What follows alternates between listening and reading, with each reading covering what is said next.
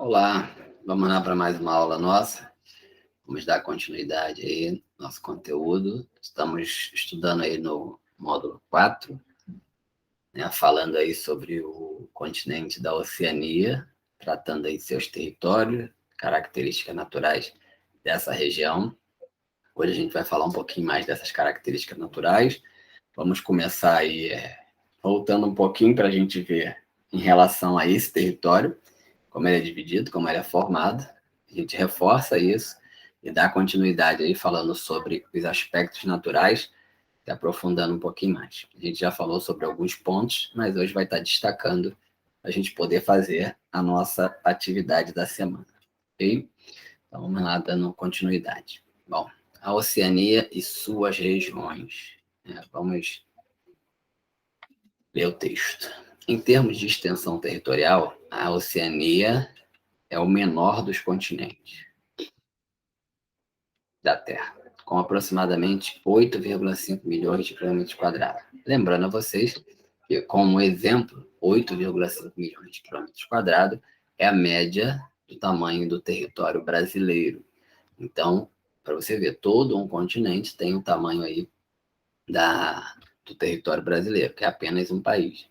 O Brasil é o quinto maior país do mundo, né? É um país bem grande também, não é tão pequeno pela comparação, mas o tamanho representa aí um país, pode ser comparado com um país. E é o menor continente da Terra. A Oceania é o menor continente da Terra. Continuando aqui a leitura. No entanto, a região abriga diversos arquipélagos, né? Ou seja, diversos conjuntos de ilhas, separados um dos outros por grandes distâncias oceânicas. Analisando o mapa abaixo, é possível observar que a Austrália é o maior país da região e apresenta dimensões continentais, ou seja, de todo esse tamanho apresentado, quase todo o tamanho do território está representado aí pela Austrália. O arquipélago da Nova Zelândia e o território da Papua Nova Guiné, por sua vez, representam as mais extensas áreas insulares da Oceania. Ou seja, insular está relacionado à ilha. Então a gente tem a Austrália, de dimensão continental, e tem outros dois territórios que também são grandes, que é da Papua Nova Guiné e da Nova Zelândia. Eles estão relacionados aí à ilha, né? Não tem uma dimensão continental, mas como território insulares, eles são também os maiores. Então, ainda que a gente já tenha feito um exercício representando os dois maiores territórios da Oceania, a gente tem aí nesse texto mostrando e revendo que existem três territórios principais que são considerados maiores territórios da Oceania, que são Austrália, Nova Zelândia e Papua Nova Guiné. Vamos ver no mapa. Aí é o mapa mostrando toda a Oceania, né? E aqui está dividido nessa área. A ilha que é dividida, esse lado aqui que pertence à Oceania. E aqui a gente tem a Austrália, maior território. Aqui a Nova Zelândia, são ilhas, né? Não tem só uma. E aqui a gente tem a Papua Nova Guiné, maiores territórios. Os outros são pequenos pontos de terra, aqui é bem miudinho, que é difícil até a gente visualizar e destacar as cores, né? E cada um deles está relacionado e está separado por grupo, né? A gente tem aqui um grupo, ela Melanésia, outro grupo aqui é da Micronésia. Aqui vai mais aqui, tá? Eu só estou marcando só para a gente ver o nome. E aqui a gente tem a Polinésia, ok? Inclusive, tem ilhas aqui que pertencem a países que estão em outras áreas. Como, por exemplo, aqui, ó, aqui que pertence ao Reino Unido, e as famosas ilhas do Havaí, aqui também está pintado de amarelo. Esse negócio falha, deixa eu ver se eu consigo aqui. E aqui, ó, o Havaí, que são algumas ilhas que pertencem a quem? aos Estados Unidos. Lembrando que os Estados Unidos fica na América. E essas ilhas que estão aqui, que faz parte da Oceania, mas pertencem aos Estados Unidos, ok? Então, recapitulando aqui, o território da Oceania é formado por esses países principais, que é a Austrália e Nova Zelândia, tem o território da Papua Nova Guiné e tem 3 arquipélagos: Micronésia, Polinésia e Melanésia, ok? Esses arquipélagos, a palavra arquipélago é conjunto de ilhas. Então, a gente tem aí cada um desses arquipélagos aí representando um conjunto de ilhas que é destacado com esses nomes aí: Micronésia, Polinésia e Melanésia, como regiões ou grupo de ilhas que formam esses arquipélagos e faz parte aí da Oceania, ok? Vamos lá, peraí que apareceu Opa, apareceu notícia aqui. Não é isso que a gente quer. Voltou. A Oceania abrange ainda diversos arquipélagos com ilhas extremamente pequenas, dispersas ao longo do sudeste do Oceano Pacífico. Esses conjuntos de ilhas representam micropaíses que, de modo geral, concentram sua infraestrutura ou povoamento em uma ou mais ilhas principais, né? Então, tem todas aquelas milhares de ilhas lá, aí eles estão agrupados ali, por exemplo, na Micronésia. Nessa Micronésia tem uma ou duas ou três ilhas que são maiores, que onde agrupa a maior quantidade de pessoas, as principais atividades, ok? É isso que o texto quer dizer. Alguns arquipélagos também pertencem a outras nações, como eu mostrei lá, como as ilhas de Cook, que pertencem à Nova Zelândia, Guam e Havaí, que pertencem aos Estados Unidos, e a Polinésia Francesa, que pertence à França. Essas porções da Oceania pode ser dividida em 3 regiões principais. A gente viu aí que é Melanésia, Micronésia e Polinésia. A gente leu isso também na outra aula. Vamos lá, passar para a próxima. Relevo e hidrografia. Aqui são os aspectos naturais propriamente ditos, né? Aspectos naturais da Oceania. Com exceção da Austrália, ou seja, a Austrália é uma exceção em relação a todo o restante do continente, que é banhada a oeste pelo Oceano Índico. Então, a Austrália, no seu lado oeste, é banhada por qual oceano? Oceano Índico. Continuando a leitura. Com exceção, vamos ler do início para a gente pegar direto aqui. Eu destaquei o início e agora vamos ler direto. Com exceção da Austrália, que é banhada a oeste pelo Oceano Índico, toda a Oceania se concentra na zona do Pacífico, ou seja, toda a Oceania é banhada pelo Oceano Pacífico, que influencia o clima e diversos aspectos do continente.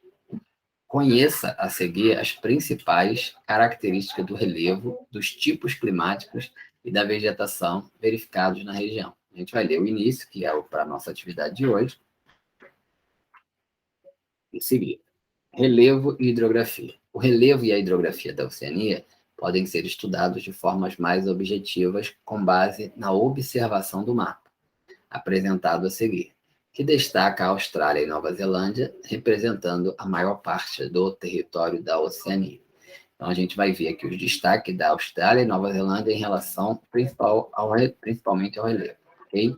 Então, vamos lá. Aqui tem uma legenda onde mostra a parte mais elevada e as partes mais baixas do relevo dessa região, ok? Então, a gente tem aqui como destaque a Nova Zelândia e a gente tem aqui a Austrália. A ilha pega a porção principal e pega a Tasmânia, daqui embaixo, ok? Então, aqui a gente tem as partes mais escuras, puxadas para o marrom, elas estão relacionadas aqui às partes mais altas, às partes mais elevadas, ok? E a gente tem aqui também, na Nova Zelândia, as partes que são mais elevadas. Vamos ler sobre ela aqui embaixo. Bom, entre as elevações verificadas na Austrália, destacam-se a cordilheira, lembrando aqui que a gente está falando primeiro da Austrália. Destacam-se as cordilheiras orientais, o Planalto Ocidental e as planícies centrais. Em relação aos relevos, a gente está destacando esses três aí. No entanto, de modo geral, o relevo australiano é caracterizado pelas formações de baixas altitudes. Primeira coisa, vamos lá para a gente fixar. O relevo da Austrália, como ele é visto, como ele é caracterizado de forma geral, independente dos detalhes, de forma geral, olhando um todo, assim, como ele é caracterizado. Baixas altitudes, que em média não ultrapassam 500 metros. Tal característica é parcialmente explicada pela ausência de tectonismo e de vulcanismo. Ou seja, como se caracteriza o relevo da Austrália? De forma geral, são altitudes baixas. Por que as altitudes no território da Austrália são baixas? Por que as altitudes são baixas? Porque tem ausência, ou seja, por causa da ausência de terremotos e vulcões, de tectonismo e de vulcanismo, ok? Então, por não acontecer esse movimento, as altitudes são baixas. Vamos continuar aqui para vocês entenderem. As formações de relevo australiano são, de modo geral, muito antigas e se encontram bastante desgastadas pela erosão. De forma geral, quando a gente estuda relevo, a gente entende que os relevos que foram formados há tempos atrás, relevos muito antigos, eles estão mais desgastados. Então, de maneira geral, os relevos que foram formados há tempos atrás, há tempos muito antigos, eles foram desgastados e naquela região ali vai ser difícil você encontrar uma altitude muito elevada, porque as altitudes que foram formadas com grandes elevações já foram desgastadas ao longo de milhões de anos, ok? Então, como se caracteriza? Baixas altitudes. Por que é caracterizada assim? A ausência de tectonismo e vulcanismo. E a gente pode completar isso aí, que elas são formações muito antigas e que se encontram bastante desgastadas pela erosão. Agora vamos seguir aqui para a gente ler da Nova Zelândia. Vamos direto aqui para o texto. Na Nova Zelândia e o arquipélago que faz parte, de novo, a Nova Zelândia e o arquipélago do qual faz parte, ao contrário da Austrália, destacam-se pelo relevo acidentado. Se é acidentado é porque tem muitas diferenças, muitos altos e baixos. E pela presença de cadeias montanhosas. Cadeias montanhosas são grandes elevações, ok? Cadeias de montanhas jovens com grandes elevações. Então, quando a formação do relevo é mais jovem, ela tem a tendência de ter elevações maiores, porque foram formadas geologicamente recente e, por ser recente, ainda se encontram com grandes elevações, com grandes altitudes, ok? Então, na Austrália, baixas altitudes, na Nova Zelândia, elevadas altitudes. Na Austrália, formações antigas, na Nova Zelândia, formações jovens, ok? Por quê? Vamos entender agora o porquê. Segundo parágrafo aqui, ó. A principal dessas cadeias é conhecida como Alpes do Sul, na ilha sul do país, onde está o Monte Cook, ou Monte Aurak, com altitude de aproximadamente 3.700 metros. A leste dos Alpes do Sul, localizam-se as principais áreas de planícies da Nova Zelândia. A área norte do arquipélago também apresenta elevações significativas de origem vulcânica, incluindo vulcões ativos. Nessa ilha, destacam-se ainda o Lago Taupo, cuja origem é associada a uma grande cratera vulcânica. Outro detalhe que a gente precisa perceber aqui é que a origem é vulcânica. A gente falou lá que na Austrália não tem ações de tectonismo e vulcanismo. No caso da Nova Zelândia, a gente já percebe que tem, ok? Que também está associada aí às grandes elevações. Lugares onde não tem tectonismo e vulcanismo, as elevações são menores, ok? A maior parte dos demais países da Oceania possui território reduzido e se caracteriza como arquipélagos, cujas ilhas apresentam, de modo geral, terrenos montanhosos de origem vulcânica, ok?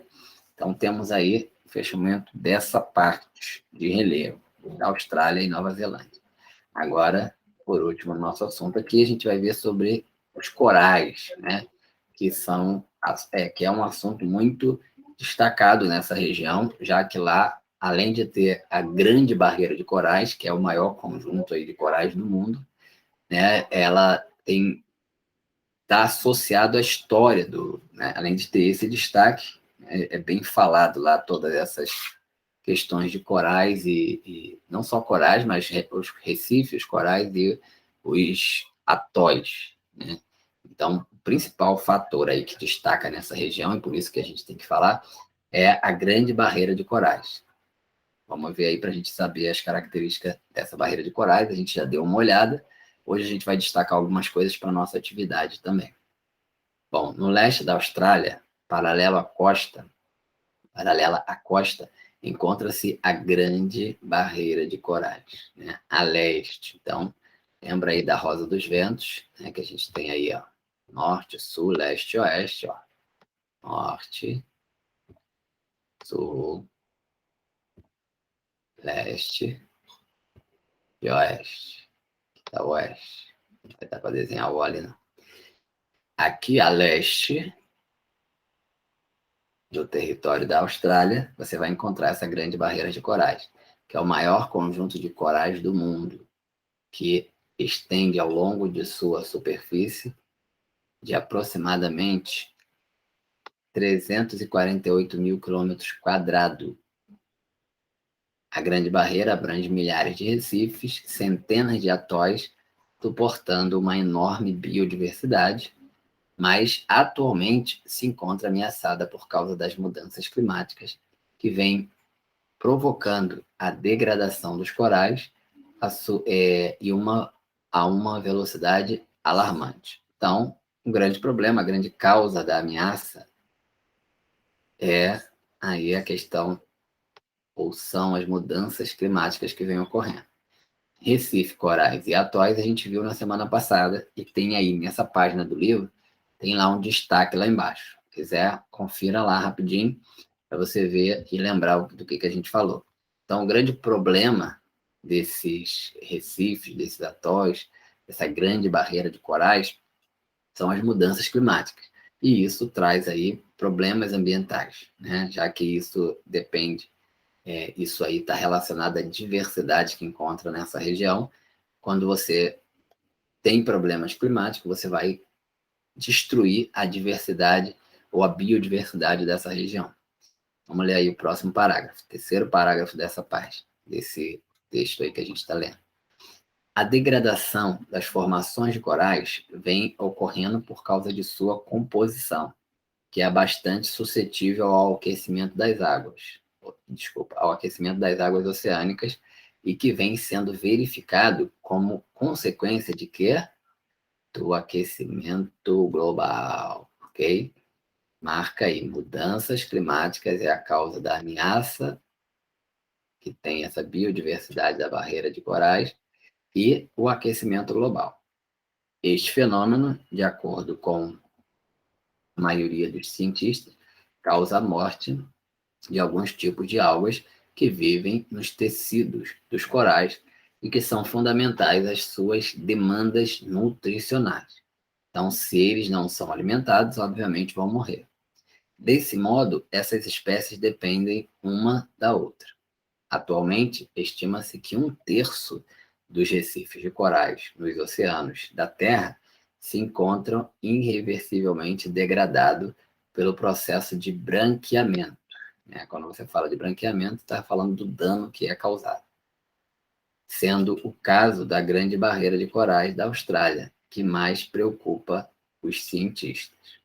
Então, a gente tem aí um problema ambiental causado aí pelas mudanças climáticas e o aquecimento global, que está abalando a Grande Barreira de Corais, né, o maior agrupamento de corais do mundo, e é um problema grave, né, que se destaca. Vamos lá para a nossa folha para a gente responder e fechar a nossa aula de hoje. Bom, sabendo que o Oceano Pacífico banha toda a Oceania, explique por que o caso da Austrália é uma exceção. Então, se toda a Oceania é banhada pelo Oceano Pacífico, a gente tem aí uma exceção que é a Austrália. Por quê? Ela é banhada no seu lado leste, ela pega também uma parte do Oceano Pacífico, que é dividido justamente ali na parte onde está a Austrália. E o lado oeste, ele é banhado pelo Oceano Índico. Então, o resto todo, Oceano Pacífico, somente a Austrália que tem uma parte do seu território, sendo ela que pertence aí à Oceania, tem uma parte do seu território banhada pelo Oceano Índico, ok? Por isso ela é exceção. E a próxima questão é: explique como se caracteriza o relevo da Nova Zelândia. A Nova Zelândia apresenta relevo mais jovens, né, formações mais jovens, com maiores elevações e com ação aí vulcânica em seu território, ok? Tectonismo, vulcanismo, ou bota só o vulcanismo, que era o que estava destacado lá. Essas são as características aí. E a 3, o que tem ameaçado a grande biodiversidade da Grande Barreira de Coral, que se encontra a leste da Austrália. Então, a Grande Barreira de Coral, ela tem sido ameaçada, né, a sua biodiversidade, ou a sua grande biodiversidade, ou a grande biodiversidade que apresenta essa Grande Barreira de Coral, ela tem sido ameaçada pelas mudanças climáticas, que é reflexo aí do aquecimento global, de acordo com os cientistas, ok? Então, essa é a nossa aula, é a aula de hoje, dessa semana. Fique bem, um abraço para você ou para vocês e até a próxima aula.